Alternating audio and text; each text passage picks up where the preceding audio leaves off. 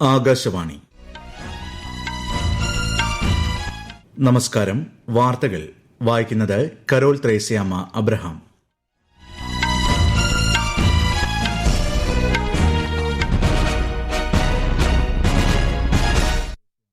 പ്രധാന വാർത്തകൾ. ജനങ്ങളുടെ കഴിവും കരുത്തും രാജ്യത്തിന്റെ വികസനത്തിനായി പ്രയോജനപ്പെടുത്തണമെന്ന് രാഷ്ട്രപതി ദ്രൌപദി മുർമു. ആഗോള വികസന മാനദണ്ഡങ്ങൾ പുനഃപരിശോധിക്കണമെന്ന് പ്രധാനമന്ത്രി നരേന്ദ്രമോദി. സുസ്ഥിര വളർച്ചയ്ക്ക് മുൻഗണനയേകാനുള്ള ഉചിതമായ സമയമാണ് ഇതെന്നും G20 ഉച്ചകോടിയിൽ പ്രധാനമന്ത്രി. കേരളത്തിൽ വോട്ടർ പട്ടിക പരിഷ്കരണത്തിന്റെ ഭാഗമായുള്ള എന്യൂമറേഷൻ ഫോം വിതരണം 99% പൂർത്തിയായതായി മുഖ്യ തെരഞ്ഞെടുപ്പ് ഓഫീസർ. തിരക്ക് വർദ്ധിക്കുന്നതനുസരിച്ച് ശബരിമലയിൽ സ്പോട്ട് ബുക്കിംഗ് വർദ്ധിപ്പിക്കും. തീർത്ഥാടകർക്ക് കൂടുതൽ സൌകര്യം ലഭ്യമാക്കാനും ഉന്നതതല യോഗത്തിൽ തീരുമാനം. കേരളത്തിൽ അടുത്ത 5 ദിവസം ഒറ്റപ്പെട്ട ശക്തമായ മഴയ്ക്ക് സാധ്യത. കേരള ലക്ഷദ്വീപ് തീരങ്ങളിൽ മറ്റന്നാൾ വരെ മത്സ്യബന്ധനത്തിന് വിലക്ക്. കാഴ്ച പരിമിതർക്കായുള്ള പ്രഥമ വനിതാ T20 ലോകകപ്പ് ഫൈനലിൽ കടന്ന ഇന്ത്യ.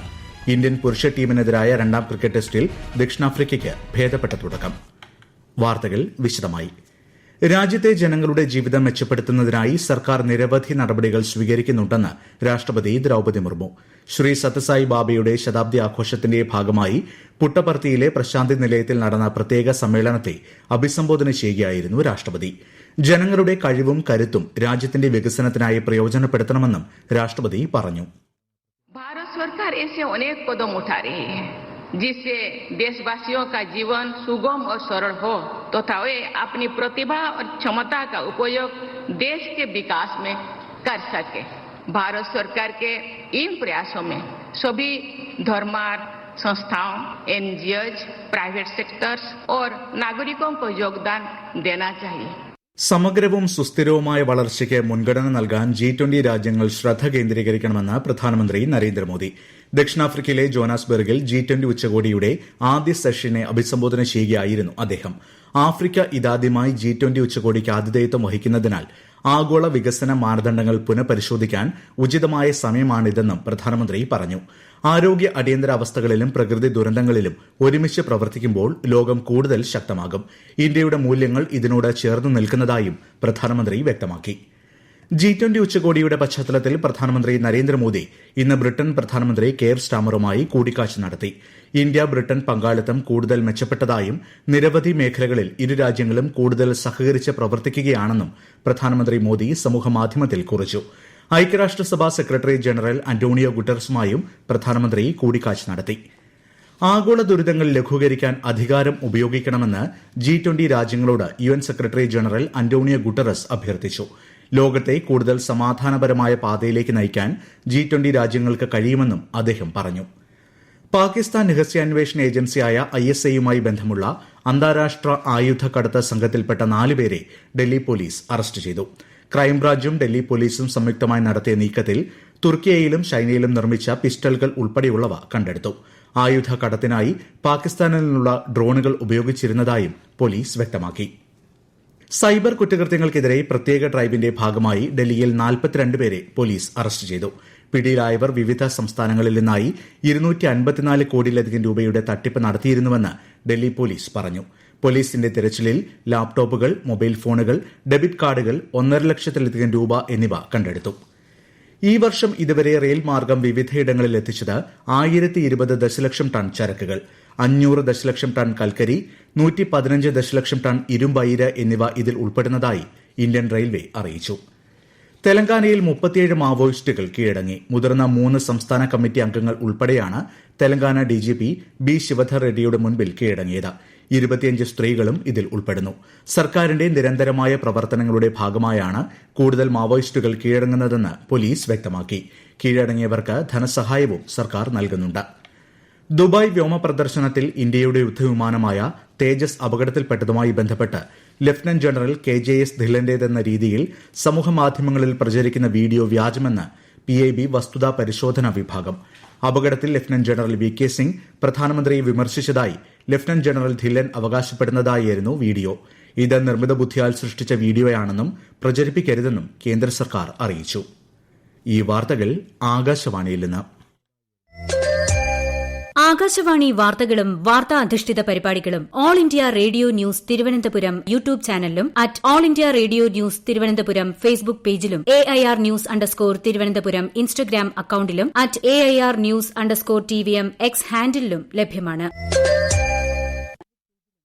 രാജ്യത്ത് പതിറ്റാണ്ടുകൾ പഴക്കമുള്ള തൊഴിൽ നിയമങ്ങൾ ലളിതമാക്കുന്നതിനും കാര്യക്ഷമമാക്കുന്നതിനും ലക്ഷ്യമിട്ടുള്ള 4 പുതിയ തൊഴിൽ കോഡുകൾ ഇന്നലെ നിലവിൽ വന്നു. 2019 വേതന കോഡ്, 2020 ഇൻഡസ്ട്രിയൽ റിലേഷൻസ് കോഡ്, 2020 സാമൂഹിക സുരക്ഷാ കോഡ്, 2020 തൊഴിൽ സുരക്ഷ, ആരോഗ്യം, ജോലി സാഹചര്യ കോഡ് എന്നിവയാണ് പ്രാബല്യത്തിലായത്. കേന്ദ്ര സർക്കാർ നടപ്പാക്കുന്ന തൊഴിൽ കോഡ് പരിഷ്കരണങ്ങൾ സംസ്ഥാന സർക്കാർ സൂക്ഷ്മമായി വിലയിരുത്തുകയാണെന്ന് മന്ത്രി വി ശിവൻകുട്ടി. സംസ്ഥാനത്തിന്റെ തനതായ തൊഴിൽ ബന്ധങ്ങളെയും ട്രേഡ് യൂണിയൻ അവകാശങ്ങളെയും ദുർബലപ്പെടുത്തുന്ന നീക്കങ്ങൾ സംസ്ഥാന സർക്കാർ അനുവദിക്കില്ലെന്നും മന്ത്രി പറഞ്ഞു. കേരളത്തിൽ വോട്ടർ പട്ടിക പരിഷ്കരണത്തിന്റെ ഭാഗമായി എന്യൂമറേഷൻ ഫോം വിതരണം അവസാന ഘട്ടത്തിലേക്ക് കടന്നതായി മുഖ്യ തെരഞ്ഞെടുപ്പ് ഓഫീസർ രത്തൻ യു കേൽക്കർ. 99% ഫോമുകളുടെ വിതരണം പൂർത്തിയാക്കി. ശേഷിക്കുന്ന ഫോമുകളുടെ വിതരണം നാളെയോടെ പൂർത്തിയാകുമെന്നും പൂരിപ്പിച്ച ഫോമുകളിൽ 26,46,414 ഫോമുകൾ അപ്ലോഡ് ചെയ്തതായും അദ്ദേഹം പറഞ്ഞു. തിരുവനന്തപുരത്ത് രാഷ്ട്രീയ പാർട്ടി പ്രതിനിധികളുടെ യോഗത്തിൽ സംസാരിക്കുകയായിരുന്നു അദ്ദേഹം. എന്യൂമറേഷൻ ഫോംസ് 99.5% നമുക്ക് ഡിസ്ട്രിബ്യൂട്ട് ചെയ്യാൻ സാധിച്ചിട്ടുണ്ട്. ഡിസ്ട്രിബ്യൂട്ട് ചെയ്യാൻ ബാക്കിയുള്ള അർബൻ ഏരിയാസിലാണ്. ഇലക്ഷൻ കമ്മീഷനുടെ ഒരു മാൻഡേറ്റ് അനുസരിച്ചിട്ട് കൃത്യമായിട്ട് എന്യൂമറേഷൻ ഫേസ് പൂർത്തിയാക്കാൻ നമുക്ക് സാധിക്കുമെന്നുള്ളതാണ് നമുക്ക് വിശ്വാസമുള്ളത്. പിന്നെ 7-ാം തീയതി ഫെബ്രുവരിയാണ് ഫൈനൽ ലിസ്റ്റ് പബ്ലിഷ് ആവുന്നത്. അത് SIRയുടെ റോളാണ്. ലാസ്റ്റ് ഡേ ഓഫ് നോമിനേഷൻ വരെ പേര് കൂട്ടിച്ചേർക്കാം. പൊതു തെരഞ്ഞെടുപ്പിനോടനുബന്ധിച്ച് സ്ഥാപിച്ചിട്ടുള്ള അനധികൃത ബാനറുകൾ, ബോർഡുകൾ, കൊടികൾ, തോരണങ്ങൾ എന്നിവയുടെ പരിശോധന ഊർജിതമാക്കാനും ശക്തമായ നടപടി സ്വീകരിക്കാനും സംസ്ഥാന തെരഞ്ഞെടുപ്പ് കമ്മീഷൻ ജില്ലാ തെരഞ്ഞെടുപ്പ് ഉദ്യോഗസ്ഥർക്ക് നിർദ്ദേശം നൽകി. എല്ലാ തദ്ദേശ സ്ഥാപന സെക്രട്ടറിമാർക്കും ആവശ്യമായ നിർദ്ദേശം നൽകാനും ജില്ലാ കളക്ടർമാരോട് കമ്മീഷൻ ആവശ്യപ്പെട്ടു. ശബരിമല തീർത്ഥാടനം കുറ്റമറ്റതാക്കാൻ മന്ത്രി VN വാസവന്റെ നേതൃത്വത്തിൽ പമ്പ ശ്രീരാമ സാകേതം ഹാളിൽ ഉന്നതതല യോഗം ചേർന്നു. ഓരോ ദിവസത്തെയും തിരക്കനുസരിച്ച് സ്പോട്ട് ബുക്കിംഗിന്റെ എണ്ണം വർദ്ധിപ്പിക്കാനും 18ാം പടിയിൽ 1 മിനിറ്റിൽ കയറുന്ന ഭക്തരുടെ എണ്ണം 85 ഉയർത്താനും യോഗം തീരുമാനിച്ചു. 140 പേരടങ്ങുന്ന റാപ്പിഡ് ആക്ഷൻ ഫോഴ്സ് ഇന്ന് സന്നിധാനത്ത് ചുമതലയേറ്റു. തിരുവനന്തപുരം ഭീമാപ്പള്ളി ഉറൂസിന് കൊടിയേറി. ഭീമാപ്പള്ളി മുസ്ലിം ജമാഅത്ത് പ്രസിഡന്റ് S. അബ്ദുൾ ജബ്ബാറും വൈസ് പ്രസിഡന്റ് ഖലീലുർ റഹ്മാനും ചേർന്ന് പതാക ഉയർത്തിയതോടെ ഈ വർഷത്തെ ഭീമാപ്പള്ളി ഉറൂസിന് തുടക്കമായി. നാളെ മുതൽ ഡിസംബർ 1 വരെ പ്രഭാഷണ പരമ്പര നടക്കും. താമരശ്ശേരി രൂപതയുടെ കുടിയേറ്റ ശതാബ്ദി ആഘോഷ പരിപാടികൾക്ക് തുടക്കമായി. കേന്ദ്ര സഹമന്ത്രി ജോർജ് കുര്യൻ ഉദ്ഘാടനം ചെയ്തു. ഇടവിള കൃഷി, കുടിൽ വ്യവസായങ്ങൾ, വിദ്യാഭ്യാസം, ആരോഗ്യം എന്നീ രംഗങ്ങളിൽ കുടിയേറ്റ കർഷകരുടെ സംഭാവനകൾ വലുതാണെന്ന് മന്ത്രി പറഞ്ഞു. കേരളത്തിൽ അടുത്ത 5 ദിവസം ഒറ്റപ്പെട്ട ശക്തമായ മഴയ്ക്ക് സാധ്യതയെന്ന് കേന്ദ്ര കാലാവസ്ഥാ വകുപ്പ്. തിരുവനന്തപുരം മുതൽ എറണാകുളം വരെയുള്ള ജില്ലകളിൽ ഇന്നും നാളെയും മഞ്ഞ ജാഗ്രതാ നിർദ്ദേശം നൽകിയിട്ടുണ്ട്. തിരുവനന്തപുരം, പേപ്പാറ, അരുവിക്കര, നെയ്യാർ അണക്കെട്ടുകളിലെ ഷട്ടറുകൾ ഉയർത്തി. ശക്തമായ കാറ്റിനും മോശം കാലാവസ്ഥയ്ക്കും സാധ്യതയുള്ളതിനാൽ കേരള ലക്ഷദ്വീപ് തീരങ്ങളിൽ മറ്റന്നാൾ വരെ മത്സ്യബന്ധനത്തിന് വിലക്കേർപ്പെടുത്തി. കാഴ്ച പരിമിതർക്കായുള്ള പ്രഥമ വനിതാ T20 ലോകകപ്പ് ഫൈനലിൽ കടന്ന ഇന്ത്യ. കൊളംബോയിൽ നടന്ന മത്സരത്തിൽ ഓസ്ട്രേലിയയെ 9 വിക്കറ്റിനാണ് കീഴടക്കിയത്. നേരത്തെ ടോസ് നേടിയ ഇന്ത്യ ഫീൽഡിംഗ് തെരഞ്ഞെടുക്കുകയായിരുന്നു. നേപ്പാളിനെയാണ് ടീം ഇന്ത്യ കലാശ പോരാട്ടത്തിൽ നേരിടുക. ഇന്ത്യക്കെതിരായ 2ാം ക്രിക്കറ്റ് ടെസ്റ്റിൽ ദക്ഷിണാഫ്രിക്കയ്ക്ക് ഭേദപ്പെട്ട തുടക്കം. 1ാം ദിനം കളി അവസാനിക്കുമ്പോൾ 6 വിക്കറ്റിന് 247 റൺ എന്ന നിലയിലാണ് സന്ദർശകർ. ഗുവാഹത്തിയിൽ നടക്കുന്ന മത്സരത്തിൽ ടോസ് നേടി ദക്ഷിണാഫ്രിക്ക ബാറ്റിംഗ് തെരഞ്ഞെടുക്കുകയായിരുന്നു. ഇന്ത്യയ്ക്കായി കുൽദീപ് യാദവ് 3 വിക്കറ്റ് വീഴ്ത്തി. 2 മത്സരങ്ങളുടെ പരമ്പരയിലെ ആദ്യ മത്സരത്തിൽ ഇന്ത്യ 30 റണ്ണിന് പരാജയപ്പെട്ടിരുന്നു. ഇംഗ്ലണ്ടിനെതിരായ ആഷസ് ക്രിക്കറ്റ് ടെസ്റ്റിലെ ആദ്യ മത്സരത്തിൽ ഓസ്ട്രേലിയയുടെ പുരുഷ ടീമിന് 8 വിക്കറ്റ് ജയം. 2ാം ദിനം 205 റൺസ് ലക്ഷ്യം പിന്തുടർന്ന ഓസ്ട്രേലിയ 29ാം ഓവറിൽ 2 വിക്കറ്റ് നഷ്ടത്തിൽ വിജയത്തിലെത്തി.